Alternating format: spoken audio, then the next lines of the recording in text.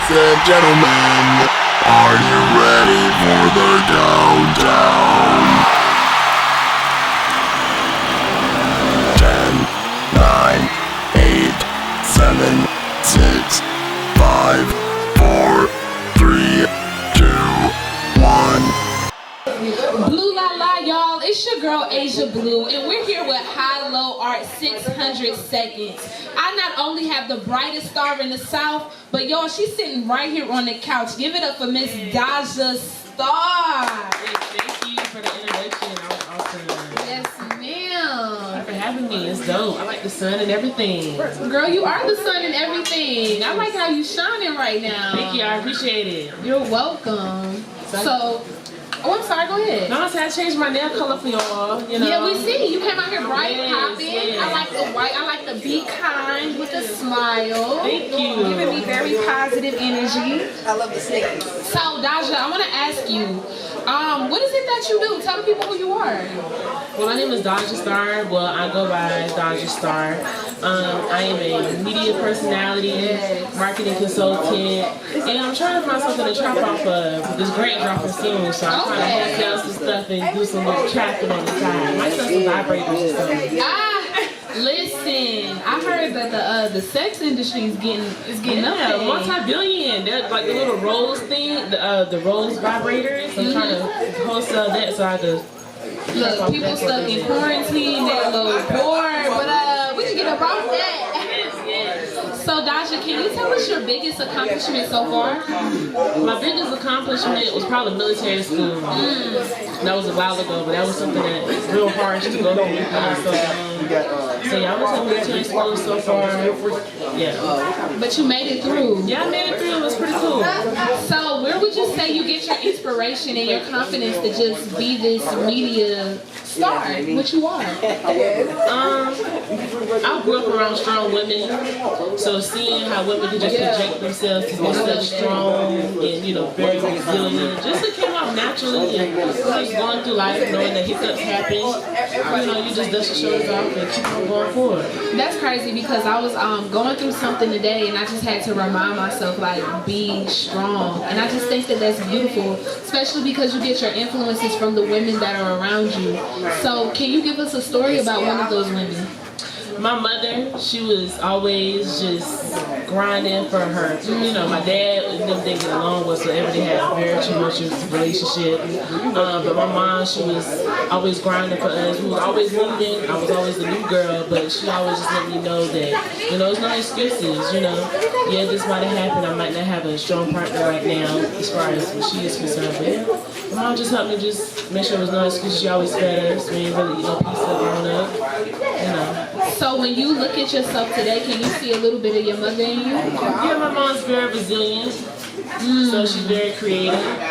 So a lot of my creatives come from my mom. She's a real big inspiration for me.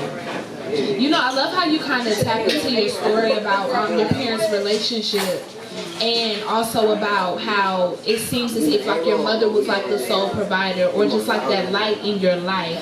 I really love how you tapped into that, just showing your vulnerability and your transparency, and that actually matches with what's going on today, with the topic of independent women. So can you kind of tell us about that? Like, how do you feel about women and like just the role switch in society right now? Well, I think women, we're always the neck of the man's the head, the woman's the neck.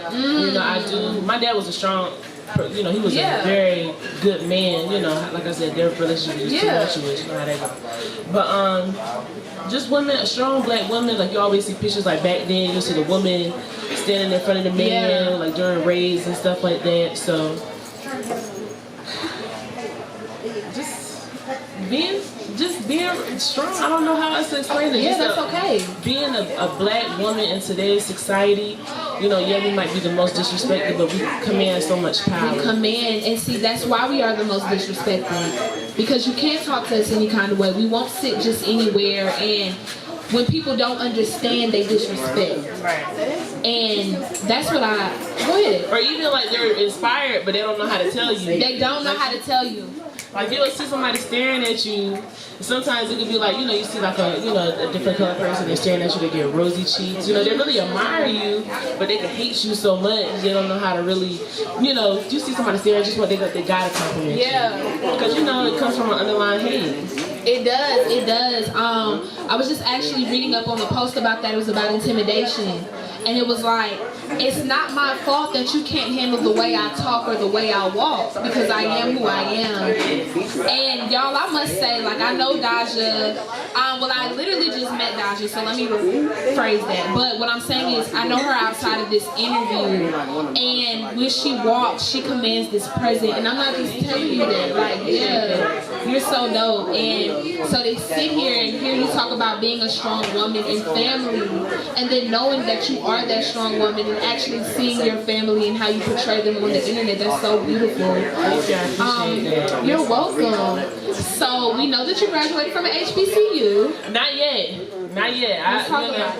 I graduated December 21. I actually was gonna withdraw today, but I talked to my professor because it's just been a lot. It's a lot going on. It's been a lot, and I like to be very personable. I love my HBCU. I just really miss being on campus. So I just been really discouraged about everything being strictly online. Yeah, Professors not giving their all. We're paying a lot for these classes, so I just really got passionate this morning and honestly cussed my professor out. But then went to campus and I talked to him, so that stopped me because, just came too far. Grade point average is pretty good, and I just have to push through. But 2021, December 2021, bachelor in marketing. Yes, so ma'am. Into existence. I was going to say that. I feel like me just guessing is just your confirmation that it's a blessing. Yes, like you already know. I'm getting through. I'm gonna get through for sure. So if it's not too personal, I just want to ask you a question. So you have this beautiful son, man. How does it feel to be a mother? It feels good. I love being a mom. It's really dope to see him grow every day, and that might sound so corny, but no, seriously, it's awesome. He just brought so much patience to me. So much patience, so much love. And to see me outside in human form is just, I was blessed to even be able to go through my pregnancy. I don't take none of that for granted. And how about marriage? How is that? Marriage is pretty good. Communication is key. We had a little situation earlier last week. But communication was a big part of that. And also too, like, integrating our families, because it don't even be too much of us. It's just, I'm very vocal and his family is not as vocal, so when I talk too much or just very vocal about something, it kind of rubs them the wrong way. But I guess that's just me being from the South. Sometimes Southern people are just, we are very headstrong people. They're from other places. Yeah, no, but I think that's dope. And just an importance, and not just marriage, but young marriage, man. Like, communication is key. We still are young. We still are learning. And not only that, but we're shifting from what was taught. Again, back to what you said earlier about your parents. And I can even attest to my parents growing up and just seeing some of the crazy things that I've seen them do to each other, how I know, like, okay, this isn't something that I want for myself, I don't want to talk to my partner this way, or I don't want to exhibit this behavior in front of my child, how it was shown to me. So just growing up and unlearning. So I think that's beautiful that you're being very, very transparent. Marriage is hard, but being single is hard. Yes. We are, even though we knew each other in college, we weren't really like together like that. So we met each other at a time when we both were struggling, coming into college. And then just now we're living together, our first year living together, first year being married, first year being parents. It's a lot of firsts. So we have those little spats. We make sure we don't go to bed angry. And that's something we've been excellent about. We might have had a spat earlier that day, but we don't ever go to bed angry. And we really say, well, I don't like such and such, and how to fix that. And we actually want to fix it. There's a difference between something happening and you not want to fix it, but both of us want to fix it. So. Yes, I think that's beautiful. So we kind of talked about your family, as far as where you got your inspiration from, your mom, your child. I want to talk about you though, when did you realize you were Daja Star? And what I mean by that is you've always been her, but when did you realize, like, damn, like, this is who I am? I think I was just coming off of me being in a night scene, I was shooting for a while. Yeah. And then when I was coming into college, I went out to Power 98 to get an internship, got the internship. And me being in that internship and coming out of it, I realized that, you know, this is something bigger. I need to really take advantage of whatever opportunities I have. So just meeting different people and being given different opportunities, I was like, you know, man, somebody might want to hear my testimony because I have a bunch of them. Wow. And I've lived a life, so, and just finding my avenue, I've tried different dab and different things, and, you know, kind of like throwing a ball against the wall and see what sticks, so. So, when you talk about these testimonies, is it any one that you feel comfortable sharing with us? You could ask something real I don't know. I'm trying to think something. It's so many. Yeah. Try to be more. Give me like what would you say has been one of the hardest hills you had to overcome? I think me being rebellious. I was rebellious and found out being homeless, sleeping in my car. And just that really, I really seen my hustle. Like I'm a hustler, so just me knowing I came from that and me, you know, spending weeks at a hotel, being 19, 20 years old, and, you know, me seeing my grind, and that was a testimony in itself. Me and my mom was homeless. We stayed in the hotel for a while, for 3 months. I just have a bunch of testimonies, but I just never stopped. I never pour me, because everybody has a sad story. Everybody does, yeah, I love it. You know, and I know a lot of people who have it worse than me, but, you know, just keep pushing forward. You know, it's hard. It could be hard. It can be mentally taxing. Even sometimes now, I could find myself about to break.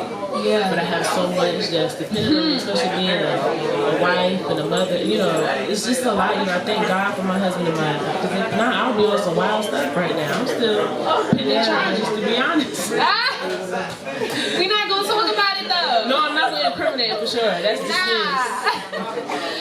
I wouldn't say, like, for real, I'm tearing up. And like, it's not on some like, okay, we in an interview, I just want to make you feel good, the camera's rolling. No, I feel like everybody I interview with, I try to get as personal as possible. And just hearing you talk about this and actually have seen you outside of this and not knowing some of these things, you are so beautiful. Thank you. And you are so strong. Like, thank you. And thank you for sharing your story. I guess my last question, because I can tell, like, you actually do have the experience to back it up. What would you say to anybody who is rebellious, or to that girl who's just trying to find her way? Something that I probably would have wanted to hear when I was younger. Just know your self-worth. That's big, you know, self-love. Making sure that, you know, this too shall pass. You know, it's crazy because I just really started getting into my faith, and I didn't even be religious, but when you really start praying and centering yourself, so much is going to be brought to you. Because when you're doing that snowball effect to life, and you're going throughout life and just letting things come and not wanting to stop it, you know, you're letting things succumb you, letting the devil take over. So again, not to be religious, but truly, once you start centering yourself and knowing that this too shall pass, and always being acceptant of what's going on in your life, because a lot of things people like to point the finger. When I was 18, 19, 20, those are my tumultuous years, I would always point the finger at somebody else instead of really looking in the mirror. And what can I change? Am I willing to do this, or am I not willing to do this? So I started picking willing. I love that. I love that. I started picking willing. I started self-reflecting. I was riding with my sister today, and the rear view mirror read, because again, like I said, y'all, my day was a little rough before coming here. It said, objects in this mirror are closer than what they appear. I was in the mirror, and I was looking at myself, and it reminded me of how I self-reflect, and how sometimes we feel like we at our breaking point, but like we're closer than what we appear. It really be tests. God really be testing you. And you know, when I talked to my professor today, like I said, I was really going to classroom withdrawal. Yeah. Nothing was stopping me. I was like, you know, I just can't do it this morning. And I talked to my professor, and my professor was just like, yo, like, you know, and he's a white professor, a real corny white man. Tried to drop the Justina, you know, I cussed him out this morning, but he was all good at the end. I just really gave this corny white professor a hug, because I just had to let this man know. He told me, you know, just it's a bunch of crap that go on in life. Yeah. And new blessings and new levels is new devils. And even COVID, it's something in life. You just have to get through it. This year really brought the hustles out of people. I say either you making excuses, like I say, either you willing or you not willing, yo. That's just the only thing. You willing or you all got a story. What you willing to make out of it. So it's just a blessing to be here every day and just take advantage of every opportunity, and just know that if you feel yourself about to break down, just don't call nobody. That's one thing I used to do younger. I would call somebody and just vent, or just say, you know what, can I just have a shoulder to cry on when I was younger? But now I really just go to a park and talk to God. I don't even talk to my husband sometimes. I talk to God because I have to center myself. So that's really been happening. I normally would ask, why should people support you, follow you, or support your brand? But through this whole interview, you let us know why. It's a journey, yo. It's a journey. It's a journey. I'm gonna make it. It's a journey. Stop and hustle. Keep fucking hustling, and just keep being authentic. You know, be authentic. Be authentic with you. Be as genuine as you can, because you're gonna touch somebody. You're gonna touch somebody. You touching me. You touching me. This crazy. Like, tell them where they can find you at. Yes, my Instagram is _DAJASTAR. Make sure you like, subscribe, and follow HYLO Star. Thank you all for this opportunity. It's a blessing to talk with you, Blue, and I appreciate it. Again, y'all, this is Daja Star. We're here with HYLO Art 600 Seconds. Like, subscribe, and make sure you ring that bell. Ring that bell. Y'all be blessed, man. Yeah, thank you.